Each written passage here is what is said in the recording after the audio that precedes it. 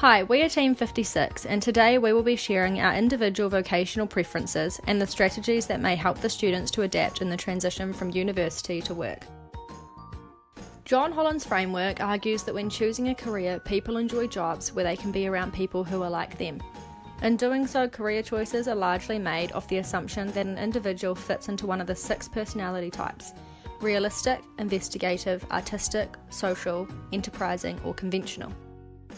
Each of these personality types approach and assess situations differently, using a variant set of skills and problem-solving styles, which have been critically analysed by Holland himself. Through analysis of my own personality regarding social life and work life, I have established my own individual vocational preference. Out of the 6 vocational preferences, I would describe myself as an enterprising type. I find interest in meeting new people and working with others with a prominent tendency to often take up a leadership role. Due to my very extroverted personality, skills such as public speaking, management, and leadership are naturally utilised in everyday encounters. Experience I have had that has allowed me to employ these skills in a professional setting is my work as a function coordinator. This requires many of the skills I have previously mentioned, as well as organisation and adaptability skills. Function coordination requires leading a team and consistently communicating with clients and colleagues, which further moulded my personality into the enterprising type I analyse it to be. Whilst I do place myself in an enterprising type from Holland's framework, I would also argue that I adopt the problem-solving style from a more conventional type in comparison. This is because I value order and structure in my life, as well as utilising the expertise of others to aid in my decision-making and subsequent problem-solving. Therefore, having a set of practices, rules, and an organised structure that is equipped with expertise is an important and fundamental piece of criteria, more so than using enterprising beliefs and competencies. From my perspective, I probably suited better to Holland's realistic type of preferences. The realistic character often refers to constructive and concrete thinking, using structured plans to achieve problem solving. When I was young, I was obsessed with drawings and crafting, and turning thoughts into a real object. This involves a high level of patience and skills during the process of prototyping.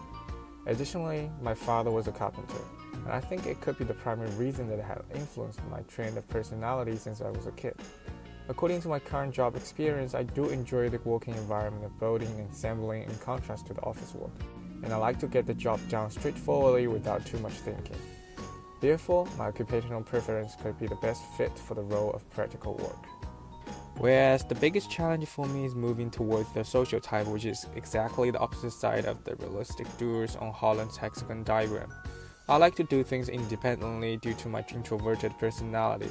However, when dealing with large project work, it is barely impossible to be completed by a single person, and thus social communication skills would be necessary to develop a functional team. I would argue that even though my vocational interests heavily rely on the realistic side, but it is possible for all of us to dominate multiple categories of Holland's preference through consistent learning.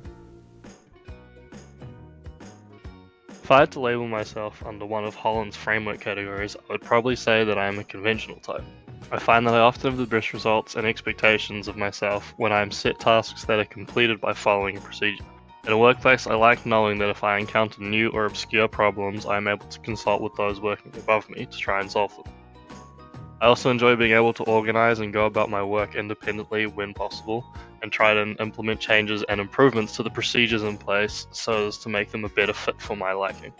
For instance, I currently work in a kitchen, and I often find the most enjoyable shifts are when I'm mostly working by myself, completing all parts of the food procedures involved.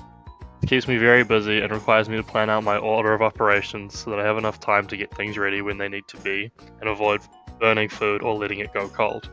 We also cater for functions which will see me leading a team of 3 or 4 other staff, requiring me to plan out when and how we will prepare large amounts of different dishes in short amounts of time.